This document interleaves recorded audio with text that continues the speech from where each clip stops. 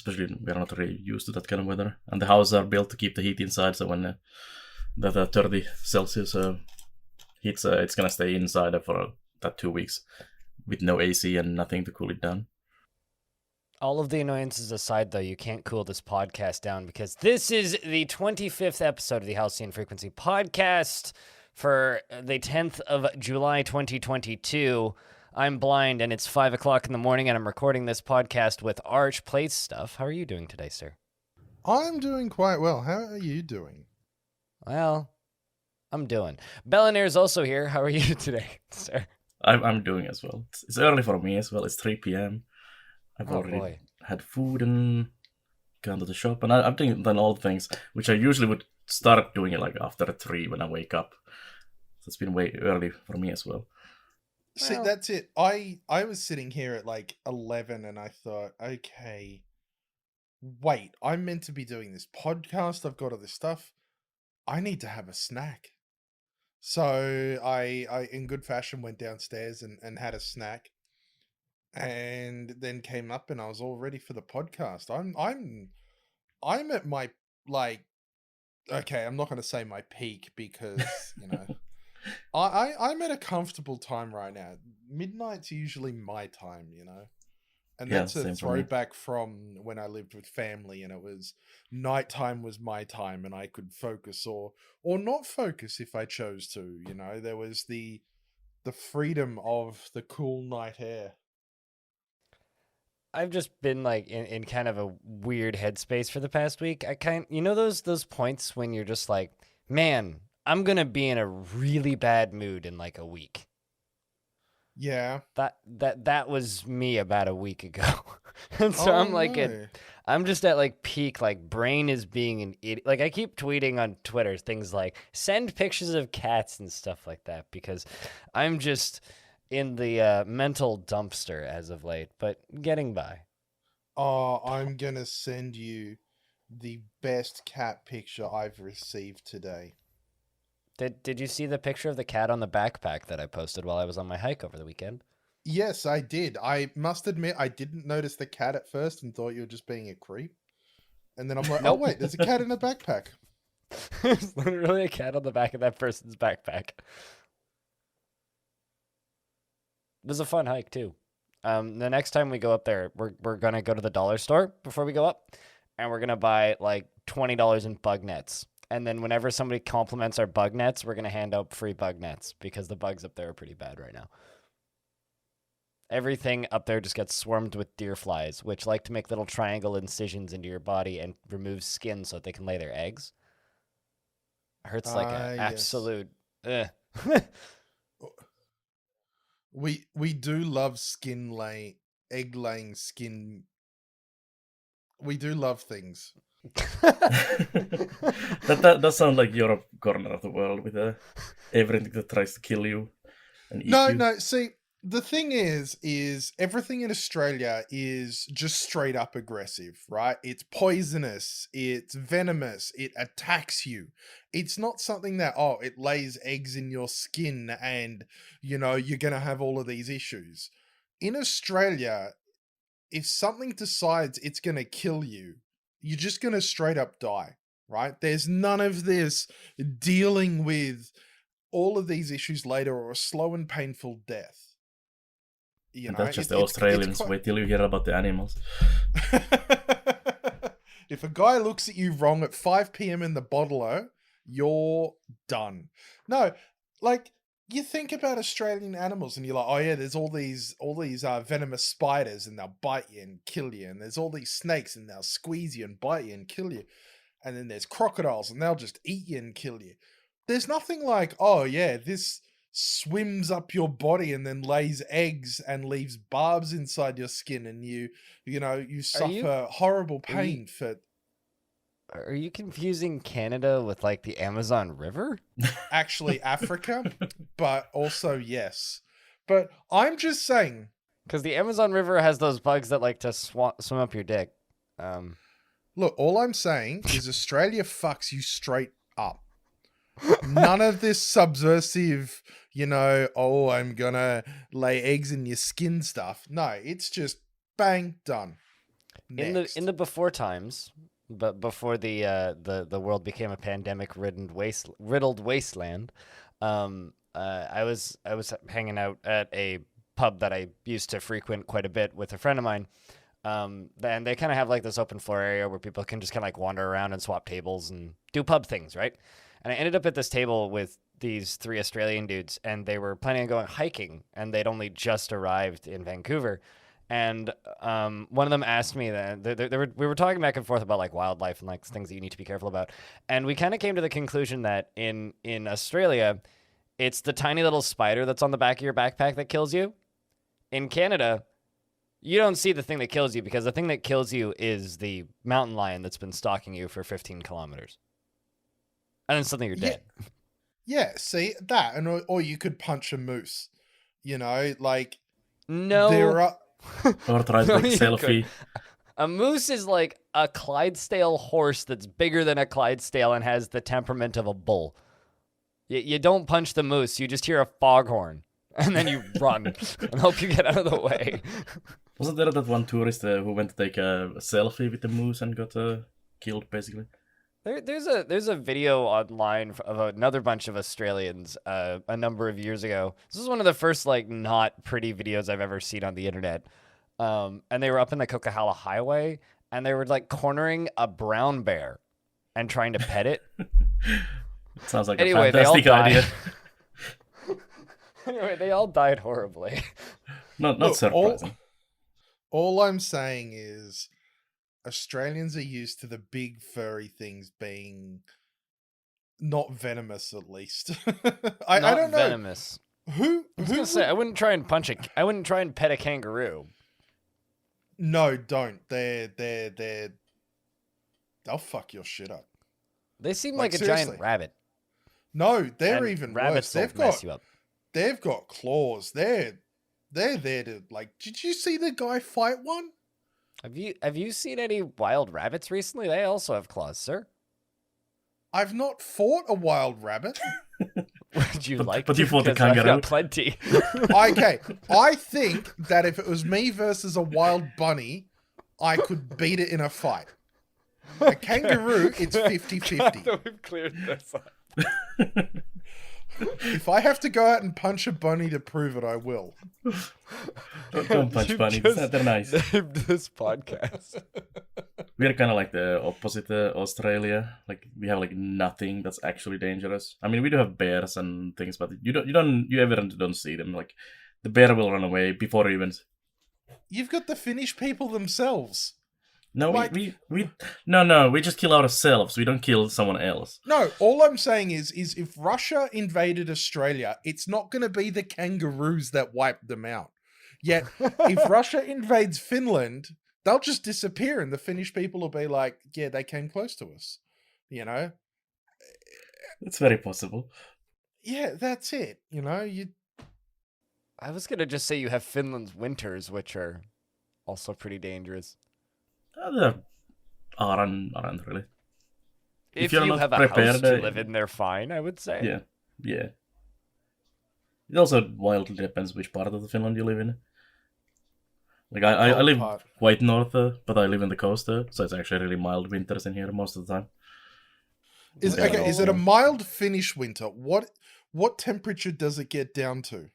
I mean, it can go like more than -30, but it's not usually like around 0 to 10, -10.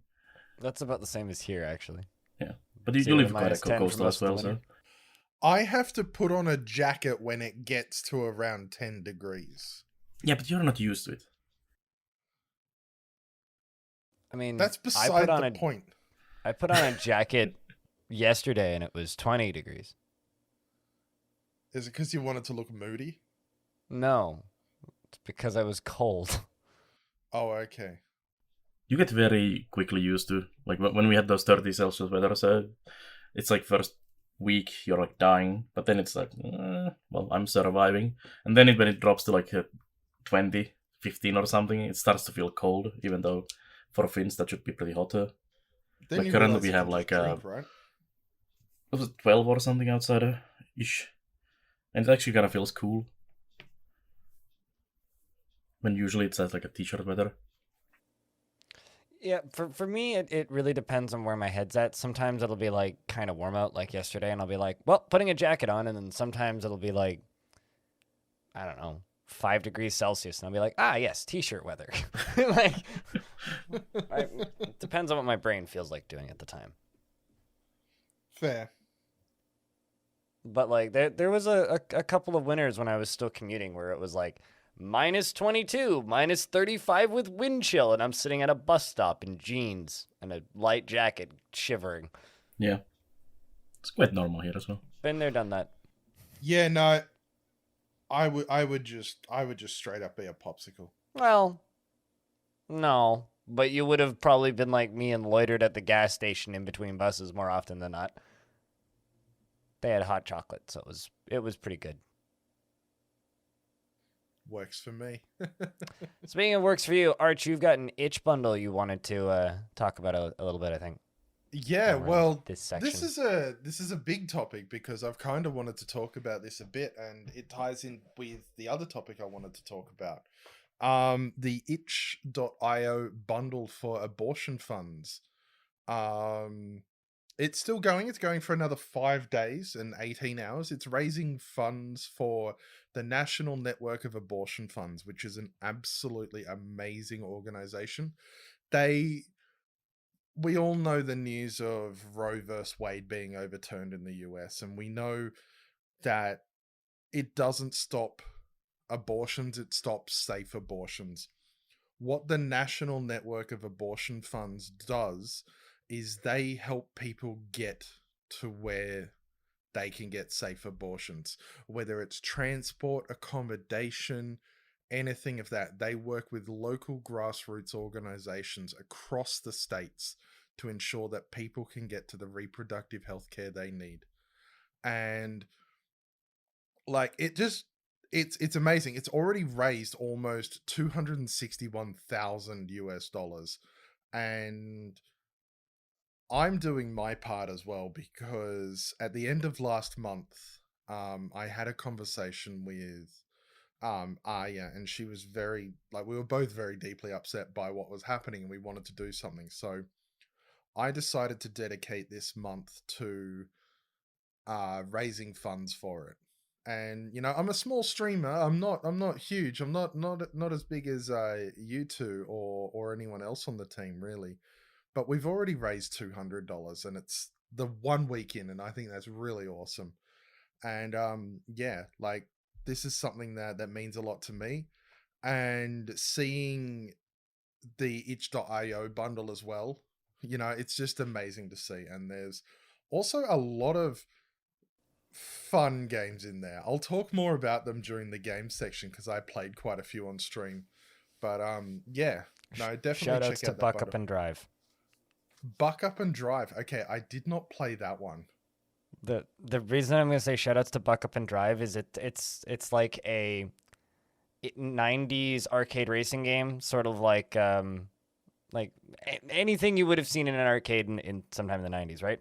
But it's also a fighting game. So you're racing cars, and then a cop will catch up to you, and then your car suplexes the cop car. It's pretty great. See, this is the problem. I needed to do this stream when you're around. Also, so it's a Tony Hawk game. The games.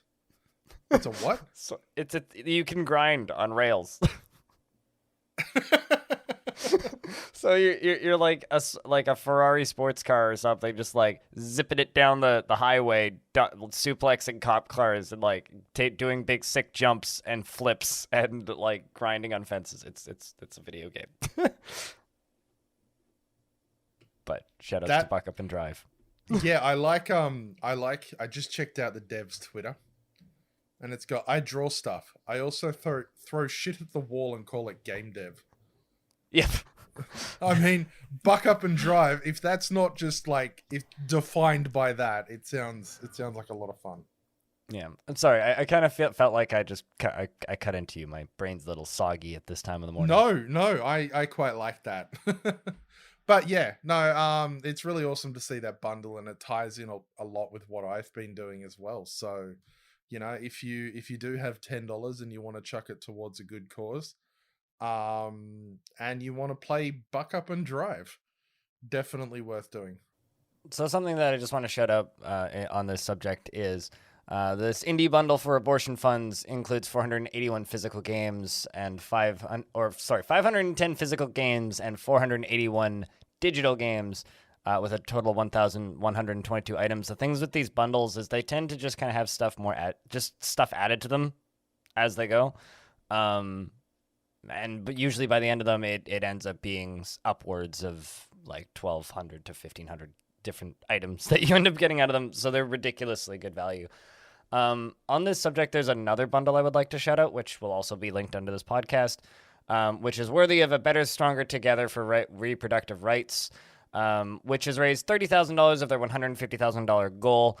Also has roughly 120 games in it and about 40 physical games. It's got some different games and some of the same games. It's also got my favorite productivity tool called Tape included with it, which is kind of neat. But this one splits between two different organizations, which is the National Organization for Women and the Center for Reproductive Rights.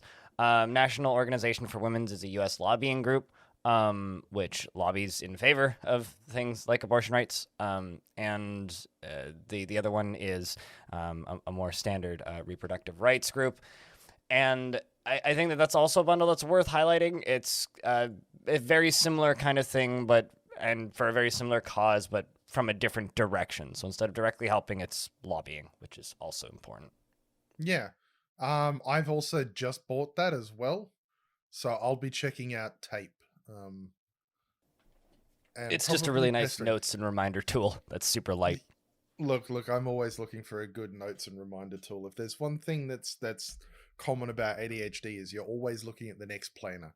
You don't follow them, you don't listen to them, but you always want the next one because maybe it'll work with this one. Oh, and also, Hack, H-A-Q-U-E, is in both of these bundles. Fantastic little roguelike. Also has some things that makes it approachable if you've never played a roguelike before. So it is actually a roguelike? Yeah, it's actually a roguelike. But it's very meta. Kind of in the same way that, like... what's the name of that game? Undertale is meta. So, like, there's... when you beat the game for the first time, you truly begin to unlock what the game's trying to tell you about. I'll put it that way. Right, okay. It's a good little game. And I recommend it. I'll definitely be checking it out. But it's also just a good little roguelike. There's a third game for the Playdate in this bundle. Gosh, darn it. All right, I need to stop scrolling down this bundle. These bundles are dangerous. But yeah, no, great causes, great bundles. As I said on stream earlier this week, whenever crappy things happen in the world, that is immediately responded to by incredible itch bundles with way too many games and great value. So all I can say is just go pick up some good bundles and go play some good games. We'll be right back after this short break, and when we come back, we're going to be talking about the games that we've been playing this week. Thank you very much for listening to our speeches about these itch bundles. I think that they go towards a great cause, and we'll be back in a couple of minutes. Hi. I'm going to interrupt your regularly scheduled advertisement in this section of the podcast to plop a real quick announcement in here. The join page for the Halcyon Frequency Game Jam is now public. You can join it at your leisure. There is a link in the description of this podcast, as well as all of the descriptions of the various video versions. If you have any questions, feel free to reach out to us on the Halcyon Frequency Discord. Thank you very much for listening to this little advertisement for a Halcyon Frequency ran event, our game jam on itch.io, and please enjoy the rest of this podcast.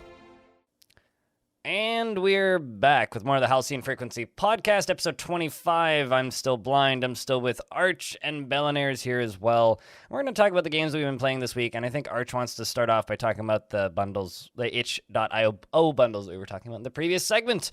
So any standout highlights from you so far? Yeah, so I played quite a few. The first one I played, which was...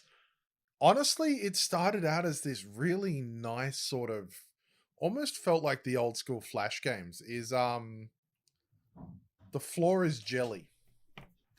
Now, it's really minimal, but basically all the terrain has 90s anime boob jiggle physics. You know, they just bounce everywhere, and so it becomes what? Did I not? Nothing. You know exactly what I mean. Yep. So good description. There's a lot of bouncing around, and you've sort of got to start timing the bounces because obviously when you jump while it's going up, you'll go further, and then you can basically wall jump because you're jumping from wall to wall and being bounced around, and it gets really, really fun until it hits a point that you read a computer and it becomes massively existential. And it started to break my brain as it's going on about how, you imagine yourself reading this while you were reading this. Do you picture yourself reading this while you were imagining yourself reading this? And I'm like, okay. And then apparently there were like even more to try and get. And I was just like, all right. But I think I ended up having to move on to the next game when crossing certain lines changed what was solid and what wasn't. So you had to basically pass through these paths in different ways. And it got a little bit too confusing to me. And we'd already been in it for an hour and I wanted to showcase more of the bundle. So we jumped on to... I'm just going through what I've actually downloaded. Sub Uber Marine, which is basically a crazy taxi, but you were a submarine driver. That was a lot of fun. And not Sadie's Sail, it was The Other Side that I also played. The Other Side was a really cool game where your entire job was to basically power this drill to cut through a wall, right? And there were multiple things that could go wrong with the drill, and you'd have to take it off, put it back, unscrew things, fill up the coolant, fill up the oil, charge the battery, and all of that. And you were basically, it had this idea that you were being forced to stay inside, but you saw the surface and you feel like you were being lied to, so you're trying to escape, and security's on their way. It was really quite fun. And a really good learning curve too. Like the first layer was in your own time, and then the second layer was security's coming, you've got 5 minutes. So it sort of really got you in nice and easy to understand how everything breaks, how it's all fixed. But then once you do that, it ramps up, and it does keep quite a nice suspenseful feeling throughout it. So yeah, there's a lot of fun ones in there, and they've added more. And I'm looking at the ones they've added since, and I'm like, yeah, I would have absolutely played this. But I'll probably be playing more off stream for sure.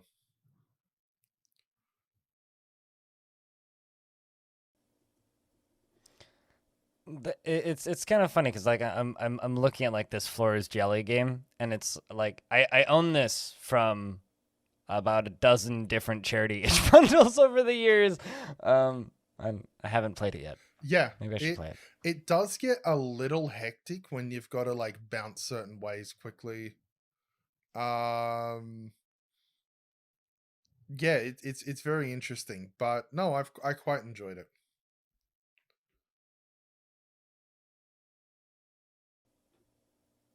Mune base is in here. I'm just noticing. See, this is the problem I have. I'm not an itch.io experienced person. Well, Moonbase is on but Steam. What I'm saying is you are like the master when it comes to itch.io, right? No, I'm not. I'm just really bored and had too much free time for years. You are like the bored and too much free time person of itch.io. You know more about the games and you've probably played more of them than me. So I looked through this and yeah. Well, I can give you the elevator pitch for Moonbase. It's don't starve on the moon, but you're a cat. I'm sold already. It's a very simple concept. You build a little space station on the moon as a cat in a spacesuit. I also wanted to try. That's why it's called Moonbase, spelled M-E-W-N. I also wanted to try Five Nights Among Us. Because it sounds... Yeah, I'm offended by the name of that. It's literally the Among Us creatures, people beans. I don't know what they are. But then it's given like a Five Nights at Freddy's, everything is dark fog vibe. So there's a lot. Also, this is super neat. Choice chambers in this bundle. Oh, I don't know what that means. That is the original chat interaction game. Oh, okay. That's cool. I'm literally just scrolling down this bundle now and calling out games that seem neat or that I'm aware of. I don't know if this is exactly the intended point of this topic. No, not really, but like, hey, you do you. Did you play anything else that was interesting not from this the bundle? I there was a couple that were not interesting.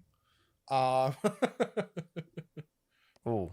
Yeah, I imagine a lot of these games are quite a hit and miss. Some of them you play and you're like, I don't quite understand. Like, I couldn't change the controls of one of the games.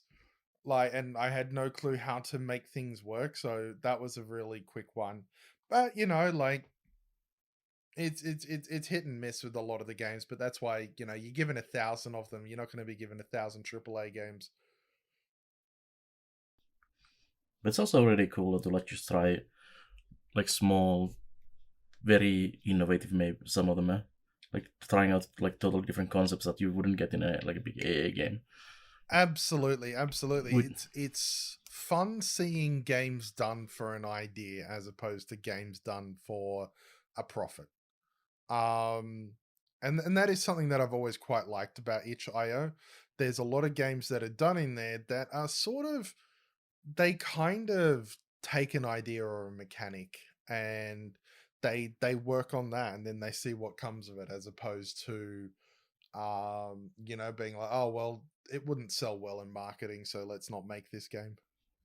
Yeah.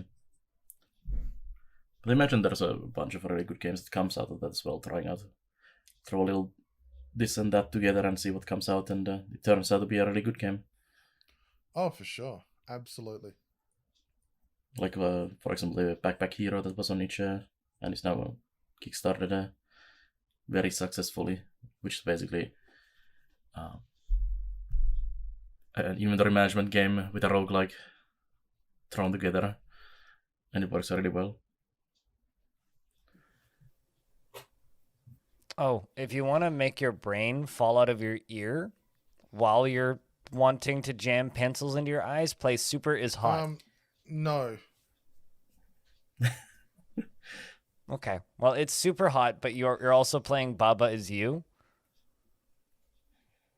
So you have to change the rules of the world while playing Baba Is You so that you can then play Super Hot with the rules from that you just programmed the game to use for Baba Is You. Sounds like a very cool concept if it's very well done. It's a cool concept, but my God, your brain will fall out of your ear. Also, I'm a big fan of the description of this, which is Super Hot X Baba Is You mashup game.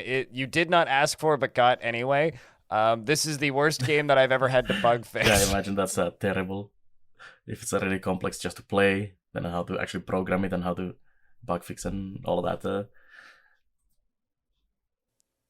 Yeah. Also, Hypnospace Outlaws in this bundle, which is actually like the thing that makes the bundle worth it. I should stop just like randomly naming games, and we should talk about other games. Next game. I can talk about Anvil Saga. So Anvil Saga had a demo during the latest Steam Demo Fest event they're having, and it was actually quite nice. Other than I wasn't able to get any food in the demo, so everyone starved, which is a little bad.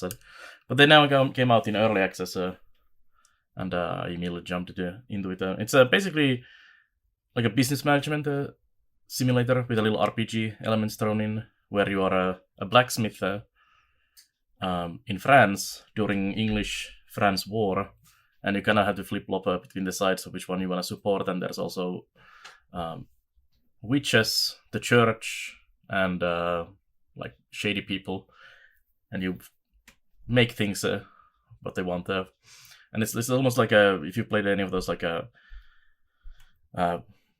food restaurant serving things, it's kind of same, and they just come throw an order. And it's basically a drive-through blacksmith, and you get a couple of helpers. You build a house, and it's pretty fantastic as is. And there's some really fun cameos. There's totally not a Link from Zelda. It's a stranger from another world. And then there's a Dragula asking for a non-silver cutlery because he can't use silver tools, and there's all kinds of weirdness. Nice. The only problem with that is that it only has a story for the first 20 days of the game, which is like 2-4 hours, depending how slow you go. So it's actually pretty limited.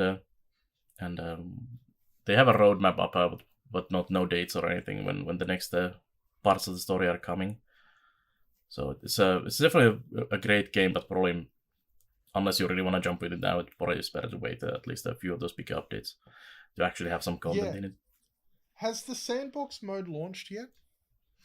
I don't know. I didn't try. There is an option for story and sandbox, but I didn't actually try the sandbox at all. But I imagine the sandbox is very, very boring. Can I say because you don't have any fun events or anything happening, and then it's just basically smith, and expand. Yeah, I imagine the fun events would happen, but yeah, you might not get the story progression. But when I played it, the sandbox wasn't out yet. But it definitely looked interesting, and it definitely looked like something that I wanted to check out. Like, because I played the demo, and then has it launched properly yet, or it's still in? Yeah, it's in early access now, I think. Yeah. So I would have the actual thing for it. I've just not played it since then. Can I say shoutouts to a Steam review on this real quick? This person claims to be the Spiffing Brit, but I don't think they're actually the Spiffing Brit. But the review is cons. Game contains the French. Pros. You can backstab the French. You can actually do that in story events. It usually gives you like a few choices. That does sound a little bit like the Spiffing Brit. It kind of does, but I'm not sure that's actually really cool. Like they have like a faction relationship meters, and you have positive and negative effects being high enough or low enough on different relationships. And for example, if you have a really high reputation with the rogues or the shady people, you get like a bouncer at your smithy, and he extorts extra money from certain customers. And there's a similar one for the church who sends a beggar, and then there's also a witcher who comes extort money from people, and then you get like discounts. And if you anger the English, all your interior decorating gets more expensive, and it's really cool. Oh yeah, also witches. If you get there's a you start as under the French rule, but depending on the story events, you can actually flip sides. Like the English come and take over the land, and you have to pay taxes to whoever is controlling the land. Unless you are really popular with the church, then you pay to the church, and you only pay half the amount of the tax. But if you're also friends with the witches, you can actually hit the taxman with a lightning bolt, and then you don't have to pay tax.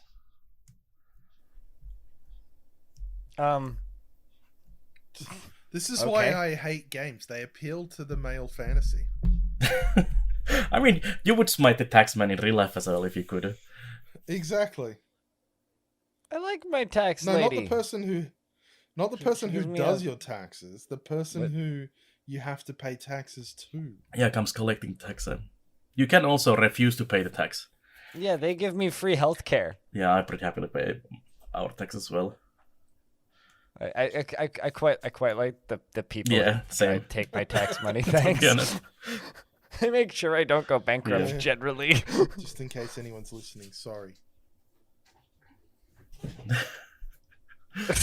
What that I think all three of us live in a countries where we get pretty good return for our tax money on like everything, healthcare, education, and all of that. Yeah.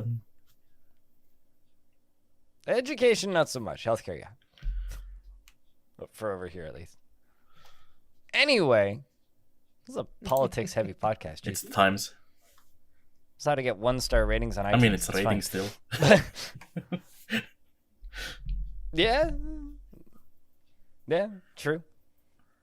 So what have you been playing, BlindIRL, this weekend? What have I been playing? Sleep deprivation. I've been playing a UDFT. and enter a game called Enter the Chronosphere. But I think I'm going to start off with UDFT because this one's real quick. Ukraine Defense Force Tactics. While we're talking politics. Ukraine Defense Force Tactics is a very small, like $3 indie project made by a bunch of Polish devs, where all of the profits go to Come Back Alive. And it's kind of it's a very simple game. It's a wave defense game, tactics game with hexes and the occasional Wilhelm scream when an infantry unit dies. It's a simple little tactics game that's very much focused on like turtling against endless waves of hordes of Russians, and it has all of the mechanics of a competent tactics game, and all of kind of the bits and pieces to make a competent tactics game, but it doesn't really have anything else around it, right? So it gives you a little randomly generated map with a bunch of hexes, and then you just kind of have to survive as long as possible, and that's kind of the whole game. When you die, you get a score, and then you can spend that score on like small upgrades for your units, things like, you know, slightly more damage or slightly more HP, or slightly more move speed. But the kind of neat mechanic that it has is you kind of snowball. So every single time you kill an enemy unit, a little power-up pops up that gives you an extra action point permanently for the rest of the game until that unit is defeated.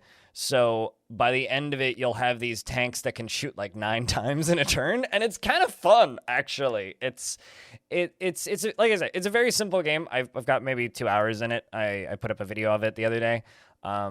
It's a very simple little tactics game, but it's got all of the bones of a good tactics game. It's just very simple because it was made in like a month and a half with a small team. The group that put this together, all of the art in it is completely unique to the game, and it looks fantastic. There's like 2 short animated cutscenes in it. All of the character units and animations and sounds are great. It's a very polished little thing, and I quite like it. Like I kind of expected to just like play it and be like, all right, this is a charity project, cool, and then just move on. But it's actually like a compelling little strategy game. Also, I think it's like 10 turns or something, there's an airstrike which comes in on the map. And the kind of funny thing is, you'd expect the airstrike to be a bad thing for the player, right? The airstrikes usually end up blowing up more Russians than you. So it's very accurate to real life lore too. It's kind of a yeah, it's a thing. So like you'll just be like turtling, and then it'll be like, oh god, the airstrike's coming in next turn. So you move all your dudes out, and then they all move into the tiles with the airstrike. Also, if you kill a person of interest on the enemy team, you get these little cards, and they sometimes come in airdrops, which will give you like they're like 1-use burn cards. So it'll be like, call in an airstrike, make it impossible for the enemies to move this next turn, make this one of your units invulnerable this next turn, damage and cripple and force them to not move for 5 turns on an enemy unit, and things like that. So like there's depth to it. Cool. It's fun. That's my bit on Ukraine Defense Force Tactics. That sounds like it's for a good cause, and it's also an entertaining game. Yeah. Belannaer, do you want to tell me why you've been playing Oxygen Not Included again? I've been wanting to play a bunch again. I mean, I only put like 500-600 hours when it came out in the original early access, which was the reason why I got partnered on Twitch, because it was wildly successful on my channel as well. And then after 500 hours, I kind of did not play that much, surprisingly. And I came back to it again when the actual launch was for the vanilla, and then a little bit when the DLC launched. But I haven't actually played the DLC all the way to the end, and I've been meaning to do that for ages. And I thought there was a good moment of nothing big and interesting coming out for a little while. And it's like, let's go back to Oxygen Not Included and finally do the whole content all the way to the end. And it's been really fun. Also, there's been like a bunch of different updates. There was a really nice like a performance update just before I started playing, and it's been great. It's like going back to 2017 again and playing all those games from there. An old comfy blanket. But it's just wildly different from the vanilla now, with the multiple asteroids and previously you had like only the one asteroid where you lived, and then you send a rocket to a different one, and it just basically showed you like a rocket went there and comes back, and it brought you materials. But now with the DLC, each asteroid is actually a place you can build a colony and get their materials and do all things. I've been recommended Oxygen Not Included sometimes, but I've never played it. It's also one of those games that breaks your brain. Like the stuff you build is pretty complex. To me, it always looked a little bit too much like Fallout shelters and such. I'm not saying, mobile game. I'm saying the side scrolling when you're like, okay, we need this room. That gets built there, and you just dig down and you just keep building out. Is that the case? Yeah, I mean, it is, like, the basics is basically that. But there's that... Yes. It's also like Lemmings in that it's 2D it's like all your Dwarf Fortresses and Rim Worlds and everything, if you just take the combat portion out of it and just build a colony and expand. Yeah, there is... there's combat, but it's there is a little bit of combat as well. You can actually kill... Like, there is all kinds of creatures going around, but they're mostly there to make stuff for you as well. Like, there's for example, these slicksters that live in the very hot environments, and they eat carbon dioxide, and they poop out oil. And that's how you get, for example... We need those in real life. And there's a bunch of similar ones. So there's like a whole like a complex heat system, like gas system and liquids and solids, and how you transform them to each other and have to deal with all of that. So it's also like a kind of physics simulator at the same time, and you have to build like complex systems of like piping and like liquid pipes and heat pipes and all kinds of things. And there's a radiation now as well, so you build your own nuclear power plant, which can melt down and explode. And it's really fantastic. If you like that kind of like building complex things, and I'm gonna have to check this out. Survival management game, then definitely. I am gonna have to check this out. It is great. It's not for everyone, for sure. Well, the thing is I like the biggest thing that sort of started getting to me about RimWorld was the combat, and the you were constantly having to fight and constantly having to do all of this. So the idea of there being no fighting and it more being just against the elements and just against that sort of stuff, I'm going to have to check this out, I think. Yeah, it's really good. And there's like automation, and you have conveyor belts as well if you want. And there's all kinds of things. And you can build all pretty wild systems with them. And you sometimes have to as well. And it's always fun when everything goes wrong and people die. Do the quantum stockpiles still probably work? But they're not as needed. That's the one thing I really remember from that game was just piling items in one pile. Yeah, I mean that's part of the fun of the game, because you can definitely use things that weren't exactly intended to be used that way by the developers, especially when the early access launched. We did all kinds of weird things. Some of them were bugs, which then have been fixed. But like you can put normally you have to have a fridge to cool down like your food and whatever, but it will still spoil. But if you put it in the carbon dioxide environment, it doesn't spoil at all. So you can basically store infinite food as long as you have enough carbon dioxide in a hole with your fridge or whatever storage container. And then there was all kind of weirdness, like you could in the early access version you could not like you have like iron ore and whatnot, and you can refine that into like refined metals. But the refining wasn't in the game in the early access launch. So there's this one building that's like a liquid tepidizer, which basically heats water, and because water is really requires a lot of energy to heat, basically. It's very powerful at heating things. But if you put it on a timer, basically like a switch that goes on and off and on and off, it turns on and off repeatedly. And it's only supposed to run in water. But because of that on and off thing, it runs for a second, basically, even in the like non-water environment, so in the air, and it's really good at heating any gases around it. So I devised this thing that I dropped metals basically on it, and then I was just turning it on and off as much as I could, which then basically superheated the room to the point where the Deponia itself and all the metals melted into refined metals. And you can do all kinds of that kind of weirdness, super cool things and super heat things as well. And you can turn water into steam and make steam power, and the whole converting matter to different states and then using that heat and the gas and liquids and solids and so on is really cool. But yeah, no, it's lovely to hear you talking about the oxygen not included once again. I don't know. I'm just sitting there going, oh my god, my brain is already broken.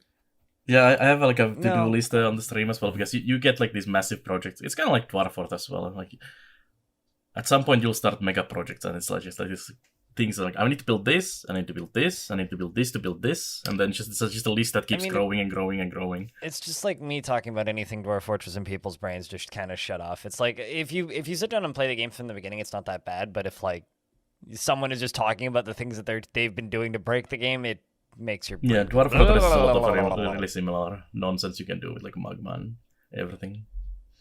Yeah. It just turns into brain becomes Zoidberg. But yeah, I definitely recommend checking out Archie if you have not. Yeah, I might check it out. It's one of those games where you can sink. Yeah, I mean you can sink like hundreds of hours easily into it. I'm gonna talk about Enter the Chronosphere for a minute. Go if nuts. I can. Just like kind of dive in there. Enter the Chronosphere is a top-down, turn-based roguelike. Stop me if you heard this one before. It's a neat one though. So it's free. It was made for the 7-day IRL. I want to say for 7-day IRL 2021, which is a week-long game jam where people make roguelikes. And Enter the Chronosphere is free on itch, and it is a top-down circular map, kind of akin to those old mazes that you'd maybe find at the dentist's office with a little metal ball in it, and you'd like roll it around until it gets into the end hole. Did you ever play those? Yeah, no, I think I know what you're on about. Like a marble in them. Anyway, they were everywhere when I was a small child, and now everybody has phones. But anyway, it kind of takes place in a maze sort of like that. And it's not on a grid. It is like you kind of draw a line in a direction, and your little @ symbol jumps along that line, and everything kind of moves freeform. And when you move, it speeds the game up into almost real time for that period of time that you're moving. So it almost ends up becoming like a top-down super hot, more so than a roguelike, pretty quick. But it does kind of... It fits in with all of the trappings to feel like a roguelike, even if it's a little bit in a different direction. There are various different weapons that are left around the environment, and pretty quickly you'll be like dashing to the left and then dodging a bunch of screws that some chess piece is shooting at you so that you can fire a shotgun in between two pillars and hopefully pop the guy and the thing behind him so that you can then dash forward and pick up dual-wielding pistols and then shoot them behind you again, and then throw those at something so that you can pick up another weapon and stab something with it. It's a lot of fun. It's kind of hard to explain because it is just a very abstracted thing and there really isn't a lot to it. But it runs in a browser. It's free. It's called Enter the Chronosphere. It's got a jazzy hip-hop soundtrack that was written originally for the game, and it is a bunch of fun. I played it for like 3 hours over my weekend. Nice. So that's Enter the Chronosphere. Arch, you want to talk about Deponia? Yes. So I was joined by Arya on Thursday night, who we decided that she was going to join me in the call because otherwise she would destroy her keyboard yelling at me. Because I'm first of all not good at point and click games, and second of all I've never played Deponia or anything like it. So I jumped into the deep end with the full Deponia collection, and it's absolutely fun. It's delightful. It broke my brain several times. We're going like, I've done everything I can. Where do I go with this? But then you find something that works and you feel so smart for it.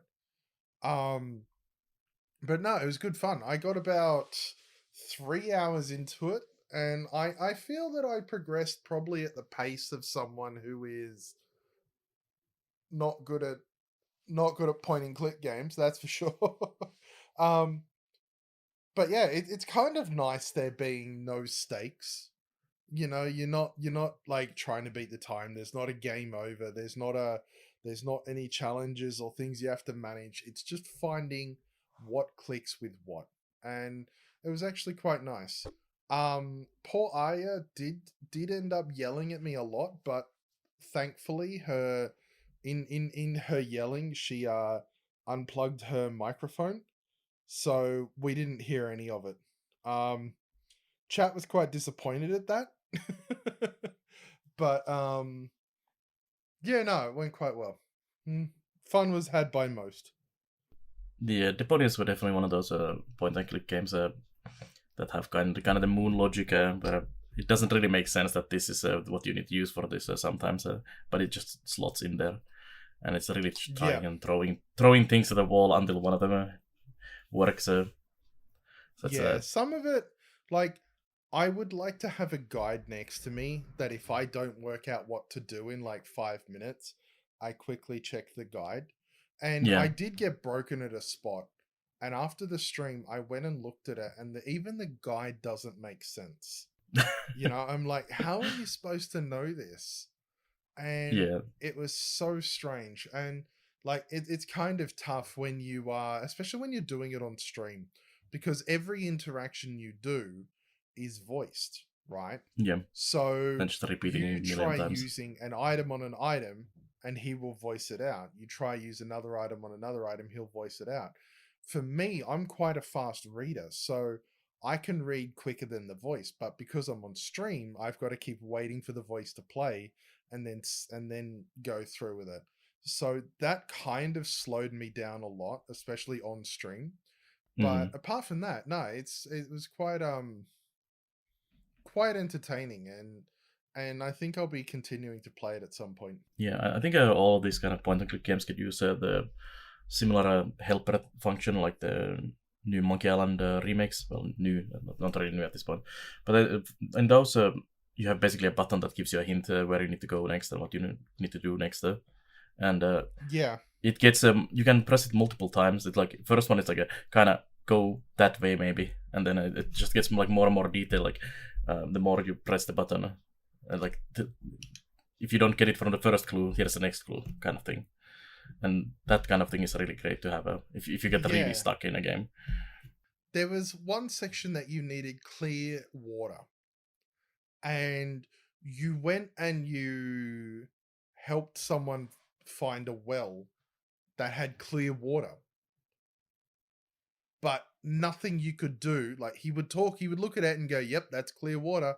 And anytime you tried to interact with it, he's like, no, I refuse to touch this person's water.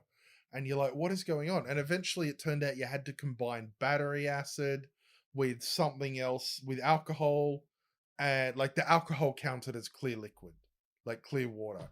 And I'm just like, what? Obviously. This is like, why did I do that entire other thing? And so there were a few things like that kind of threw me, and probably took a little bit longer than it would have if I was playing solo, because I would have just like clicked all the things and just quickly clicked through them. But no, apart from that, it was quite entertaining and quite good. Also, if you're continuing with the series, the first game, in my opinion, is definitely the worst out of them. Like, it gets better as you go. I've heard the fourth one is very flat. And I think I haven't done that one. I think I've done the first three only myself. Yeah. But at least what the memory reminds me is that 2 and 3 were better than the first one. But also, it might be also that you're at that point you're already invested into the characters and the story and everything. So it's... Yeah.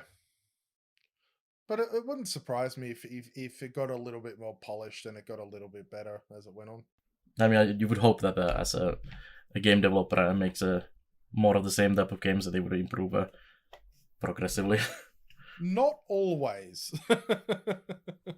Yeah, it's not the case definitely always, but you would hope.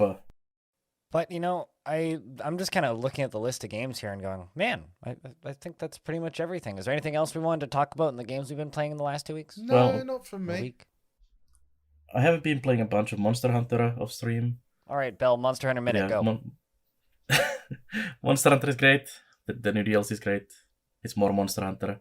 If you like Monster Hunter, it's great. Go get it. If you don't like Monster Hunter, you don't get it. But the one thing it did does actually really well is the Rise base game was actually fairly easy for a Monster Hunter, and difficulty ramps up quite nicely in the new DLC. So cool new monsters, more difficult, new shit, and all the things. So definitely recommend it. All right, fantastic. We're going to go to news right after this short break. And when we come back, we're going to talk about the news of the last week or so. We'll be right back. Hi, this is Tidikiri. I'm a full-time content creator and Twitch streamer focusing on indie and strategy games. I'm advocating accessibility in video games, especially when it comes to simulation sickness. I love chatting with my wholesome community, achievement hunting, and winter. Look for Tidikiri on Twitch, YouTube, Twitter, Instagram, TikTok, and Patreon. And now, back to the podcast. And we're back with this here episode of the Halcyon Frequency Podcast, hosted by me, BlindIRL, as well as ArchPlaysStuff and Belannaer. This is episode 25 for July 10th, 2022, and we're going to be talking about the news in the games that or news in gaming and around gaming of the past week or so. Starting off with this first story about RTX 4000 cards maybe being delayed. Arch, take it away. Yeah, too many RTX 3000s around, apparently. In a stunning display of topsy-turvy, it looks like that nowadays there's too many used RTX 3000s, and suppliers are also unable to sell the ones they have. After how scant they were with Bitcoin mining and Ethereum mining, it looks like there's a flood of them. So news on the street is NVIDIA may delay their RTX 4000 GPU launch from October to December to try and help some of those 3000 sell. The kind of interesting thing about this is it's almost like all of those RTX 3000 cards were just sitting in people's garages and basements mining Ethereum for the past year. So I don't... They were doing that, or they were there trying to be scalped. And what's happened is the mining's gone down, so all the used ones are hitting there. And plus also, like, we do have to take in mind that they were hit heavily by purchases, so they probably ramped production up significantly. And the problem is they just produced further than the block was. So that's I mean, I'm not complaining. It's a weird story, and there's kind of no real upside to it from what I can tell. Because, you have new tech that needs to come onto the market. We have old stuff circulating, and the prices haven't dropped that much. Like, yeah, they've gone down from where they were, but they're still not at market value, at least here. They're getting there, but they're still not quite there. They're still a couple $100s too expensive. And it's... I don't know. I'm not willing to buy a used graphics card because I don't trust anybody who's selling them. Like, even if they're resealing them, or because some of them are resealing them, which I've seen happen. Like you'll buy a sealed graphics card that looks like it's new in the box, but it was actually just resealed back into the box that it was originally sold in. And so you're actually getting a used graphics card. So I don't trust myself to buy a graphics card from somebody who's selling when used or pre-owned even. And at that point, it also makes it kind of sketchy to buy like refurbished cards, and the ones that are still new in stores aren't that cheap. So it's, I don't know. We're in this weird part where like the market got really congested for a bit, and now it's opening up, but it's still like higher than it should be, and I need it to kind of come down to where it's supposed to be before I can pull the trigger and buy a card. So I'm looking at some of these cards here because pie in the sky idea was like, oh yeah, I should look at getting a new card or something at some point. But like I was looking at, sorry, I'm still using a 1070, so I'm crying with my 1070. I'm using a 2070, but I have been debating updating that. But like looking at prices, especially in New Zealand, in March they were 3070 Ti. I've just pulled this from PC Part Picker. Was 1,500 New Zealand, right?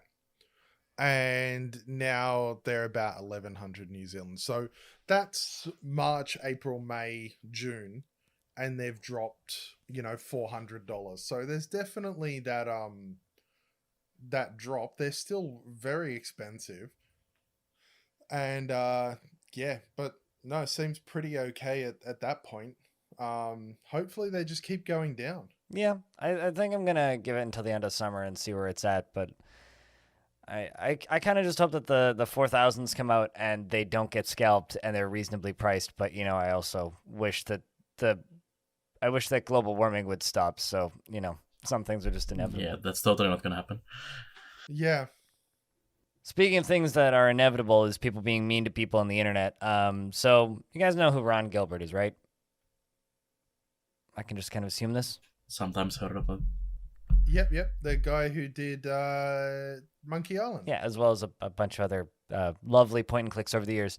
Ron Gilbert, kind of an industry legend, I think, fair to say, has a blog called Grumpy Gamer that he's been posting to as long as you can blog.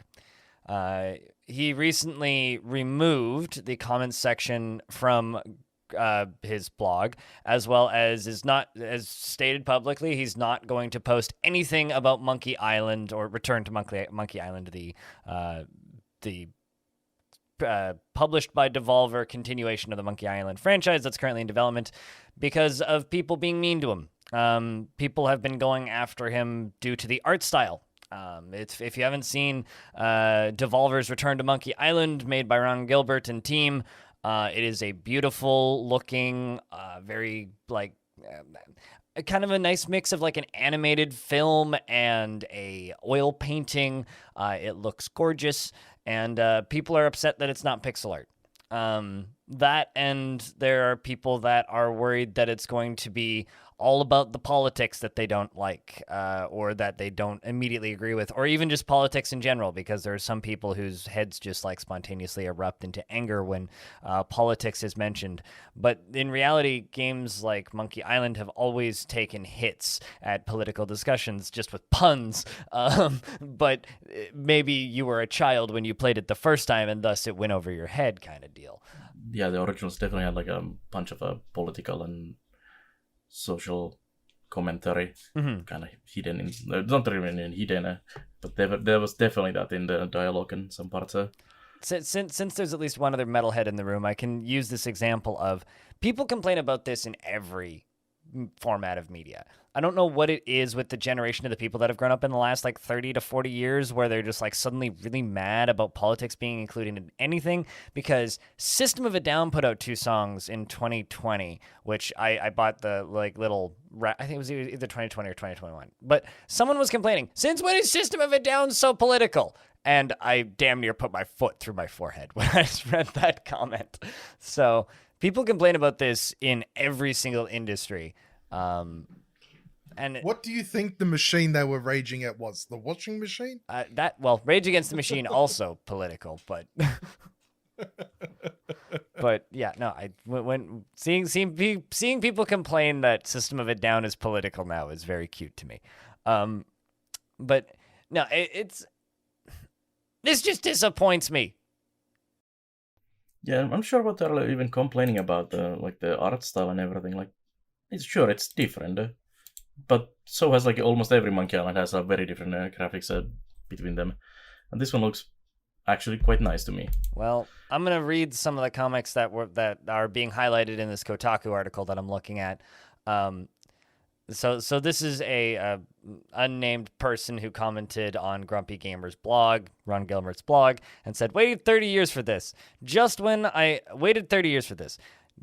wanted to say, whatever you do, don't make this leftist, multicultural, gender BS. I saw this little graphic style, and it can't be saved anymore. Definitely will not buy it. Here's another comment that somebody left, which is, this is the product of a person who hates what he created and is proving to all you ass lickers that he never wanted to make another. Yeah, no, it's just ridiculous. It's always funny seeing that sort of stuff, because quite simply, armchair developers, armchair artists, all of that, and like I love when he's like, oh, this is political leftist stuff because of the art style. Like, is the art style itself political and leftist?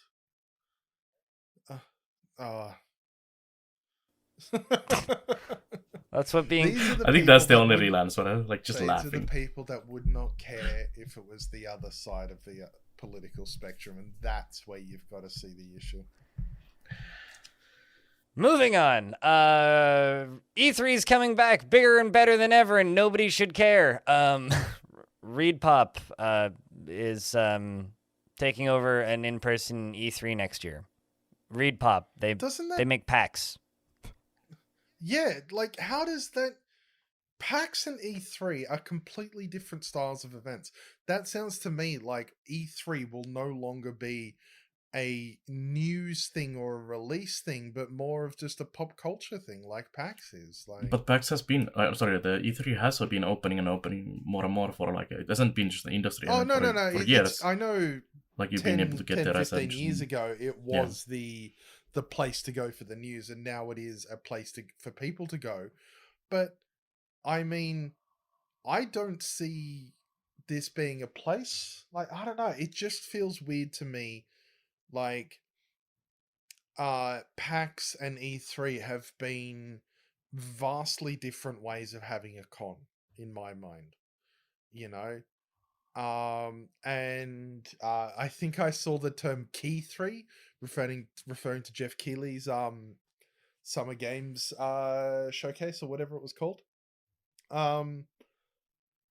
Yeah, it's kind of interesting whether or not that will take off in a completely different aspect. Like, are people going to go to E3 for the announcements, or is it just going to become another PAX? Well, if this helps in any way, I've got this Video Games Chronicle article up here, which includes a quote from the CEO of Reedpop. And they say, it is a tremendous honor and privilege for Reedpop to take on the responsibility of bringing E3 back in 2023. President of Reedpop, rather. With the support and the endorsement of the ESA, we're going to build a world-class event to serve the global gaming industry in new and broader ways than we already do. Reedpop through our portfolio of world-leading events and websites. And then essentially they go on to kind of elaborate that they want it to be a industry-focused event with community and fan opportunities for interaction, essentially. Whatever that means. The thing that kind of bothers me about E3 is E3 needs to, in order for E3 to exist, to have a reason to exist, it has to be a place for developers and some high-end influencers and publishers, all to kind of, and people, financiers, people with money who want to fund video games, all kind of meeting up and talking, right? And the more audience and people you throw into that are unrelated to that, the more watered down and useless the event becomes, because it becomes I got invited to go to E3 once, and I said no. And the reason I said no is because I didn't want to be in the way of people who were actually trying to work, because generally when I go to conventions, I do a couple meetings the first 2 days, and then I get drunk for 3 days. It's not really, like, there's kind of an upper ceiling for the amount that I can do at conventions, and I usually just kind of end up being in the way for the latter half of it. And when I look at this, I think, okay, if you want to bring back E3, and you want to bring back E3 in a way that matters, you have to convince the video games industry that they need to go to E3 in order to propel the industry forward. And at this point, they'll probably get Focus Home Interactive to have a booth. They'll probably get certain smaller AA and triple, maybe bigger indie publishers there. Like Devolver would probably have a booth, right? But you're not going to get your Microsofts. You're not going to get your Nintendos. You're not going to get Sony, right? Like they're not going to come back. And unless you can convince them to come back, it's kind of like having it's kind of like having a film live streaming service without Disney or Paramount or any of the major film producers. Eventually, you have to support it with ads, and then everybody unsubscribes. I wonder what I could be talking about. Anyway, it's I don't know. This seems like a waste of time to me. I feel that it's kind of past its time, especially with like the COVID and everything. Like everyone has to figure out their own ways of getting the news and the stuff out there with their digital events and whatnot. And like Sony and Microsoft have had their separate events, and Nintendo has had their separate event for a while now, like on the side of the E3, but not at the E3. And it's like, do we really need the E3 anymore? Even though everyone is already doing their own thing. Mm-hmm. And then also add in Summer Games Fest, which is trying to do an in-person event next year as well. And at this point, it's like, if someone asked me, if I was an industry person right now, and someone was like, do you want to go to E3 next year? There will be fans there and all of this other stuff. Or do you want to go to Summer Games Fest, which probably is just industry based on what they've talked about previously? I'd go to Summer Games Fest. Yeah. I mean, likely a lot of them will go to both of them, but not have like a booth presence or anything like that at the E3. I think they're going to check out maybe a couple of both years. Cheating. Well, it depends on if they're in the city or not. I mean, if they're already like in the Bay Area, San Francisco, or California, they'll probably just go to both. But I don't know. I guess I'm kind of curious to see what form this takes. I do hope it is something that is more press focused, more industry focused, and not so consumer focused. But consumer focused is how people make money. But maybe it'll come back from the dead bigger and better than ever. Speaking of coming back from the dead bigger and better than ever, Skull and Bones has a beta that you can sign up for. Anybody want to take this one? I think that was roll with it. I think that was announced on E3 as well, like many, many, many years ago at this point. 2018. Yeah. You roll with this one. I'm keen to hear all about it. Does that mean you don't know what Skull and Bones is? No clue. Okay, so Skull and Bones is okay. So did you play Fallout or not Fallout? Same thing. Assassin's Creed Black Flag, the Ubisoft game. I played it for about 3 hours. Okay. You know how it was the Assassin's Creed game that had the annoying Assassin's Creed stuff, but also you could have cool pirate ships? Yes, and there was a button to sing sea shanties. Okay, imagine that, but it's just the pirate ships. Okay, I'm already sold. That's Skull and Bones. But it's also like an MMO. So be wary. And not so. Yeah, unsold. New World, the pirate game. But anyway, Skull and Bones was announced to be like, yo, so like we thought that the pirate mechanics were real fun, so we decided to make an actual pirate game instead of like just because initially Black Flag Assassin's Creed was supposed to be a different IP, but they didn't think it would sell, so they glued Assassin's Creed to it. I guess theoretically this is them kind of reverse coursing and going back to that. Anyway, it just kind of went into development hell. Like, they announced it, they showed gameplay, and then never talked about it again. And we all just kind of assumed it was dead. And then this past, like, major set of announcements, they were like, oh, by the way, we're bringing Skull and Bones back, guys! To the point where, like, it had a Steam page, like 4 years ago that got just delisted. Like, it disappeared. It was dead for a bit. Anyway, you can now go sign up, and long live piracy, I guess. Yeah. What do you think? Is it going to be Epic exclusive? Well, currently it says that it's coming to, just on the website, it says, overcome the odds as you rise from the outcast to the infamous of Pirates Skull and Bones. It'll be available November 8th on PlayStation 5, Xbox Series X, Stadia, Epic Games, and Ubisoft Connect. So it is a Epic exclusive then. I guess you could also just use with UB like they've been doing a lot of it there, new games now. It's on Epic and on the Ubisoft, but not on Steam. I wonder if that would mean that it will also be on Game Pass because Xbox, but I'm not going to get my hopes up. Hmm. I would guess it would be. I mean, you get pretty like high-profile games on launch. Depends Game Pass. if it's depends whether Epic is spending money or Microsoft is spending money. Yeah. Maybe. I don't know. This is one of those things where it's like, if it was on Game Pass, I'd try it. Yeah, I would try this one for sure. I might still try it even if it's not on Game Pass. Yeah, it'd be interesting to look at. But if I see anything called Ubisoft Quartz, I will be out of that faster. Yes, that's a anything NFT, I'm out. Yeah, definitely. But I think that's pretty much all we have for the day. This is a little bit of a short, but also stapled together, sweaty, hot, it's summer, goddammit, episode of the Halcyon Frequency Podcast. Something that I posted earlier in this document and then completely didn't talk about at all. End of this month, we're hosting a game jam. Hopefully by the time you hear this, I will have a place where you can sign up. 29th, 30th, and 31st, and the 1st, starting at the end of this month.